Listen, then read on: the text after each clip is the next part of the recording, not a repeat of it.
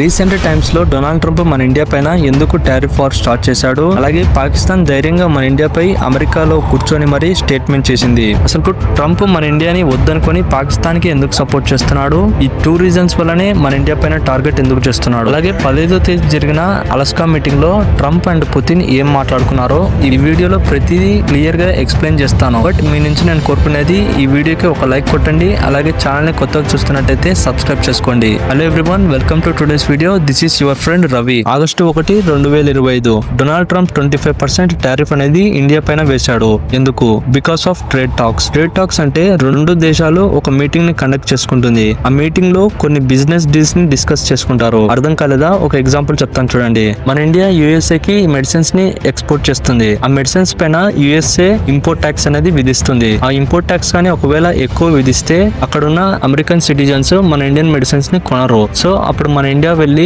America, మీరు ఈ medicines పైన ఇంపోర్ట్ ట్యాక్స్ అనేది తగ్గియండి అని చెప్తుంది. మళ్ళీ అమెరికా కూడా ఇలా అంటుంది, మేము ఈ మెడిసిన్స్ పై ఇంపోర్ట్ ట్యాక్స్ తగ్గియాలంటే మీరు ముందు మా ఎలక్ట్రానిక్ గ్యాడ్జెట్స్ పైన ఇంపోర్ట్ ట్యాక్స్ తగ్గియండి అని చెప్తుంది. ఒకవేళ ఈ 2 ఓకే అయితేనే ట్రేడ్ టాక్స్ అనేది సక్సెస్ఫుల్ గా జరుగుతుంది. ట్రేడ్ టాక్స్ కానీ సక్సెస్ కాలేదంటే ఇప్పుడు జరుగుతున్న లాగా జరుగుతుంది. ఐ మీన్ డొనాల్డ్ ట్రంప్ ఈ ట్రేడ్ టాక్స్ సక్సెస్ కాలేదనే 25% టారిఫ్ అయితే వేశాడు. మళ్ళీ ఆగస్టు 27 కల్లా 25% అడిషనల్ టారిఫ్ వేస్తానని డొనాల్డ్ ట్రంప్ అన్నాడు. రీజన్ వచ్చేసి ఇండియా రష్యా నుంచి క్రూడ్ ఆయిల్ ని కొంటుందని, కొనిన తర్వాత రష్యాకి ఇండియా డబ్బులు పే చేస్తుంది కదా, ఆ డబ్బులు రష్యా వార్ కి యూజ్ చేస్తుందని, అందుకే రష్యా యుక్రెయిన్ వార్ అనేది ఇంకా ఎండు కాలేదని డొనాల్డ్ ట్రంప్ ఏదో కుంటి సాకు చెప్తున్నాడు. ఆ మాటకు వస్తే ముందు చైనాని అనాలి. ఎందుకంటే చైనానే రష్యా నుంచి ఎక్కువ క్రూడ్ ఆయిల్ ఇంపోర్ట్ చేసుకుంటుంది. చైనా దాదాపుగా 47% ఆఫ్ క్రూడ్ ఆయిల్ ని ఇంపోర్ట్ చేసుకుంటుంది. మన ఇండియా రష్యా నుంచి 38% ఆఫ్ క్రూడ్ ఆయిల్ ని ఇంపోర్ట్ చేసుకుంటుంది. చైనానే అనకుండా మన ఇండియానే అన్నాడు. బట్ ఇక్కడ చైనాకి మాత్రం 30% టారిఫ్ వేశాడు. ఇండియాకి మాత్రం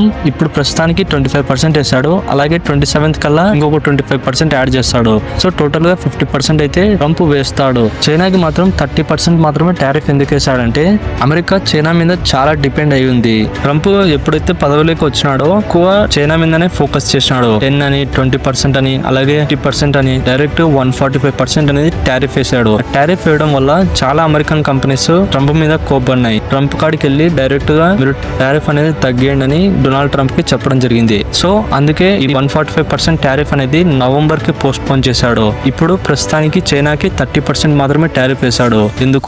ఎందుకంటే అమెరికా చైనా మీద చాలా డిపెండ్ అయి ఉంది. చైనా లేకుంటే అమెరికా లేనట్టే. ఎలా అంటారా? అమెరికా చైనా నుంచి $427 బిలియన్ గూడ్స్ ని చైనా నుంచి అమెరికా ఇంపోర్ట్ చేసుకుంటుంది. చైనా నుంచి కొన్ని American companies like Tesla, Apple, Nike, Dell, Boeing, Coca Cola, Starbucks et cetera ఈ అన్ని కంపెనీస్ చైనా మీదనే డిపెండ్ అయ్యాయి.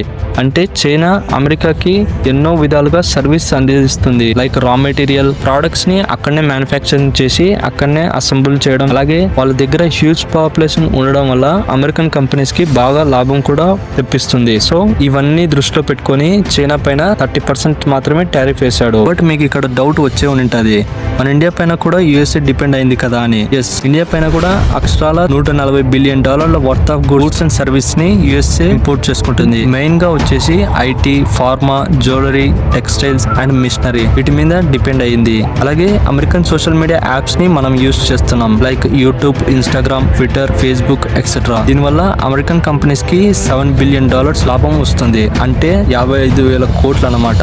చైనాకి మనకి గల్వాన్ వ్యాలీలో ఒకసారి క్లాషెస్ జరిగింది. అట్లా మన ఇండియాపై ట్రంప్ టారిఫ్ వేశాడు కదా, దీన్ని అడ్డు పెట్టుకొని చైనీస్ యాప్స్ ని బ్యాన్ చేసినట్టు ఈ అమెరికన్ యాప్స్ ని బ్యాన్ చేసి పడేయాలా. అప్పుడు బ్యాన్ చేస్తే అమెరికన్ కంపెనీస్ అన్ని ట్రంప్ నెత్తిన మీద పడి ఒక ఆట ఆడుకుంటాయి. ఒకవేళ బ్యాన్ చేసినా కూడా అమెరికాకి అలాగే ఇండియాకి కూడా చాలా ఎఫెక్ట్ కొడుతుంది. చాలా మంది ఇన్ఫ్లుయెన్సర్స్ అమెరికన్ సోషల్ మీడియా ద్వారానే బతుకుతున్నారు. సో దీన్ని బ్యాన్ చేయడం చాలా కష్టం. ఇప్పుడు ఈ టారిఫ్ల విషయాన్ని మనం పక్కన పెడదాం. టెర్రరిస్టులకి ఓయో రూమ్ అయిన పాకిస్తాన్ యుఎస్ఏలో కూర్చొని మన ఇండియాపై ఒక షాకింగ్ స్టేట్మెంట్ అయితే ఇచ్చింది. పాకిస్తాన్ ఫీల్డ్ మార్షల్ అయిన అసీమ్ మునీర్ గాడు అమెరికాలో ఫ్లోరిడాలో ఉన్న టాంపాకి వెళ్ళాడు. USA central commander Michael Kurilla retirement కోసం America central commander office Asim Munir ని ఇన్వెంట్ చేసింది. ఇన్వెంట్ చేశారు కదా, మూసుకొని అక్కడనే కూర్చొని రిటైర్మెంట్ ఫంక్షన్ చూసుకొని వెళ్ళొచ్చు కదా. లేదు, మైక్ తీసుకొని మన ఇండియాని టార్గెట్ చేస్తూ ఇలా అన్నాడు, పాకిస్తాన్ దగ్గర అణ్వాయుధాలు ఉన్నాయి, ఒకవేళ ఏ దేశమైనా టచ్ చేయడానికి చూస్తే ప్రపంచంలో ఉన్న అర్ధ భాగాన్ని లేపేస్తానని అంటున్నాడు. ఎందుకు ఈ వార్నింగ్ ఇచ్చాడు? సారీ, ఈ వార్నింగ్ యుఎస్ఏనే ఇవ్వమనింది. ఆపరేషన్ సింధు టైంలో సింధు వాటర్ ని పాకిస్తాన్ కి వెళ్లకుండా మన ఇండియా బ్లాక్ చేసింది. ఒకవేళ మీరు సింధు వాటర్ ని వదులుకుంటే సింధు నదిపై మీరు గాని డ్యామ్ కడితే మిసైల్స్ తో అటాక్ చేస్తామని అసీం మునీర్ అన్నాడు. ఈ స్టేట్మెంట్ తర్వాత మన India ministry of external affairs Asim Munir కి కౌంటర్ గా ఇలా అనింది. అసీం మునీర్ ఇర్రెస్పాన్సిబుల్ గా స్టేట్మెంట్ ఇస్తున్నాడు, ముఖ్యంగా ప్రపంచ దేశాలన్నీ గమనించాలని అన్నారు. టెర్రరిస్టులకు ఓయే రూమ్ అయిన పాకిస్తాన్ లో అణ్వాయుధాలు ఉండడం ప్రపంచానికి మంచిది కాదు. కోతి చేతికి రాయినిచ్చినట్లు వీళ్ళకి న్యూక్లియర్ బాంబులు ఇచ్చారు. వీళ్ళు గాని మిస్యూజ్ చేస్తే ప్రపంచ వినాశనానికి చాలా దగ్గరలోనే ఉంటుందని చెప్పారు. ఇలాంటి షాకింగ్ స్టేట్మెంట్ అమెరికాలో ఇవ్వడం మేము చాలా విచారిస్తున్నామని అన్నారు. అలాగే న్యూక్లియర్ బ్లాక్ మెయిల్ చేస్తే మేమేం భయపడమని, మేము డ్యామ్ ని కట్టే తీరుతామని ఇండియా ఈ స్టేట్మెంట్ అయితే ఇచ్చింది.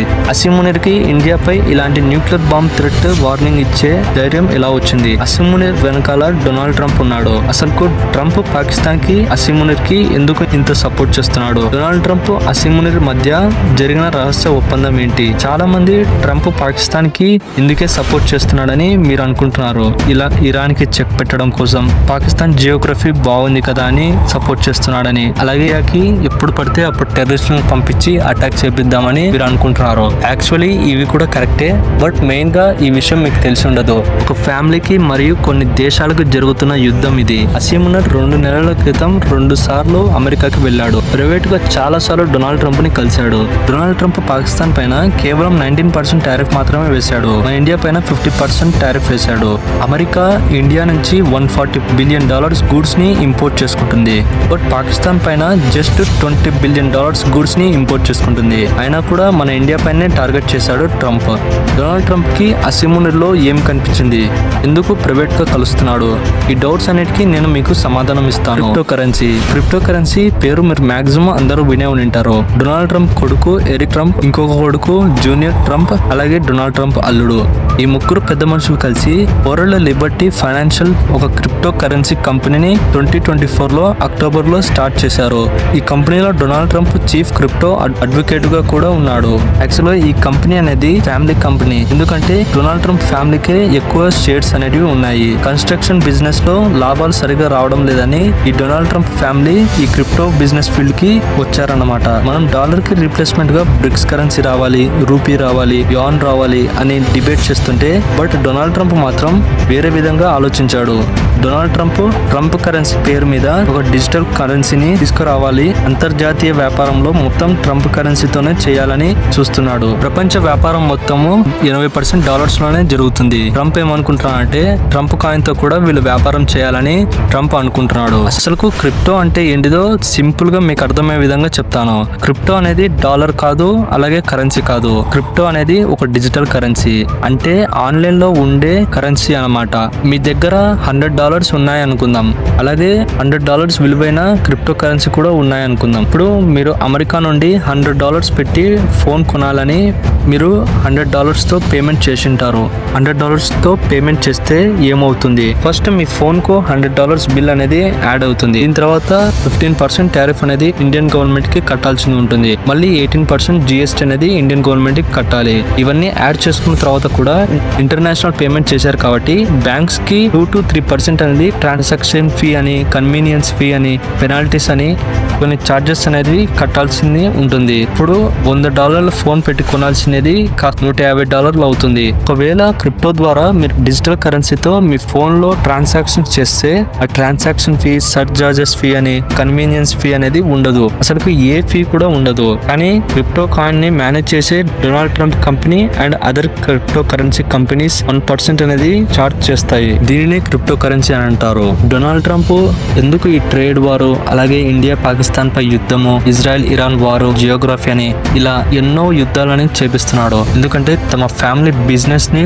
నెక్స్ట్ లెవెల్ లో తీసుకువెళ్ళడం కోసమే ప్రపంచ దేశాలన్నిటిని బ్లాక్ మెయిల్ చేస్తున్నాడు. అసీం మునీర్ ఏం చేశాడంటే పహల్గామ్ దాడి తర్వాత ట్రంప్ కొడుకులతో క్రిప్టో కరెన్సీ డీల్ ను చేసుకున్నాడు. ఇస్లామాబాద్ లో WLF టీం వచ్చి మరి డీల్ చేసుకొని మరి పోయారు. దీనివల్ల డొనాల్డ్ ట్రంప్ పాకిస్తాన్ పట్ల ప్రేమ చూపిస్తున్నాడు. అసలుకి డొనాల్డ్ ట్రంప్ ట్రంప్ మన ఇండియా పైన ఎందుకు టార్గెట్ చేస్తున్నాడు? ఒక రీజన్ వచ్చేసి భయం వల్ల, అలాగే ఇంకొక రీజన్ వచ్చేసి కావాల్సుకలి టార్గెట్ చేస్తున్నాడు. ఫస్ట్ రీజన్ వచ్చేసి భయం వల్ల. మన ఇండియా బ్రిక్స్ నేషన్స్ లో ఉంది. బ్రిక్స్ అంటే మీ అందరికి తెలుసు, తెలియని వాళ్ళ కోసం నేను చెప్తాను. బ్రిక్స్ అంటే Brazil, Russia, India, China, south Africa ఈ అన్ని నేషన్స్ కలిసి బ్రిక్స్ అనే ఒక కూటమిని ఫామ్ చేశాయి.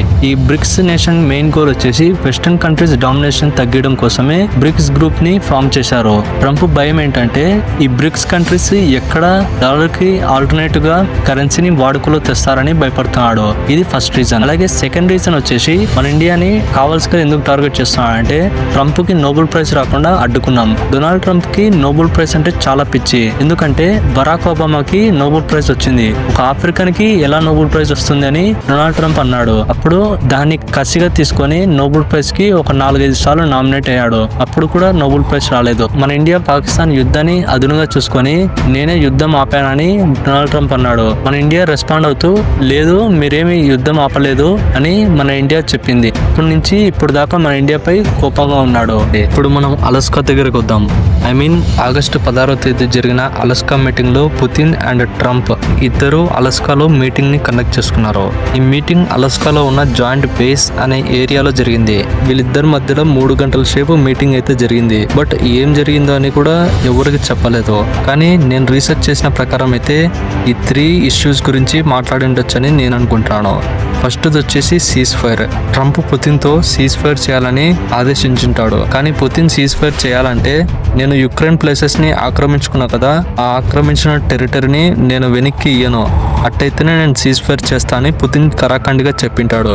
ఇది విన్న ట్రంప్ ఆలోచించుంటాడు, నేను యూరోప్ తో అలాగే యుక్రెయిన్ తో మాట్లాడి చెప్పిండవచ్చానని నేను అనుకుంటున్నా. సెకండ్ రీజన్ వచ్చేసి రష్యా ఏమంటుందంటే యుక్రెయిన్ అస్సలకి నాటోలో జాయిన్ అవ్వకూడదని పుతిన్ చెప్పిండవచ్చని నేను అనుకుంటున్నా.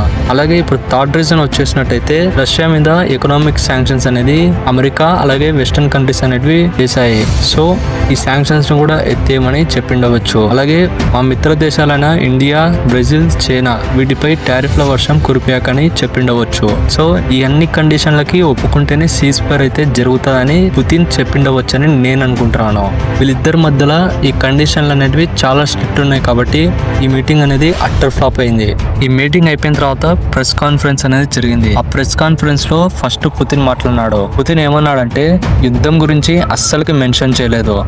సీజ్ ఫైర్ అనే మాటని అస్సలకి ఎత్తలేదు. అండ్ ఆల్సో అమెరికా ఇంకా మాతో ట్రేడ్ చేస్తుందని గ్లోబల్ వైడ్ గా అందరికి తెలియజేసేటట్టు చెప్పాడు. పేరుకేమో ఇండియాకి చెప్పి మీరు రష్యా నుంచి ఆయిల్ కొనొద్దు, అది కొనొద్దు అని చెప్పాడు. నీతులు చెప్తుంది కానీ ఆ నీతుల్ని పాటించదు అమెరికా. దీని తర్వాత ట్రంప్ ఉండి ఫ్యూచర్ లో ఇంకొక మీటింగ్ ని కండక్ట్ చేసుకుందామని అన్నాడు. పుతిన్ నుండి నెక్స్ట్ మాస్కోలో మీటింగ్ ని కండక్ట్ చేద్దామని అన్నాడు. ఫైనల్ వర్డ్స్ ఏంటంటే ఈ మీటింగ్ లో డొనాల్డ్ ట్రంప్ పరువు మొత్తం తీసేస్తాడు. ఎందుకంటే అంటే ఈ మీటింగ్ లో కానీ పుతిన్ కానీ సీజ్ ఫైర్ మీద సైన్ చేయకుంటే నేను ఖచ్చితంగా మీటింగ్ మధ్యలో నుంచి వెళ్ళిపోతానని స్టార్టింగ్ లో చెప్పాడు. కానీ ఈ మీటింగ్ నుంచి మధ్యలో వెళ్ళిపోలేదు. పుతిన్ గారు ఎలాంటి వారో మన అందరికి తెలుసు.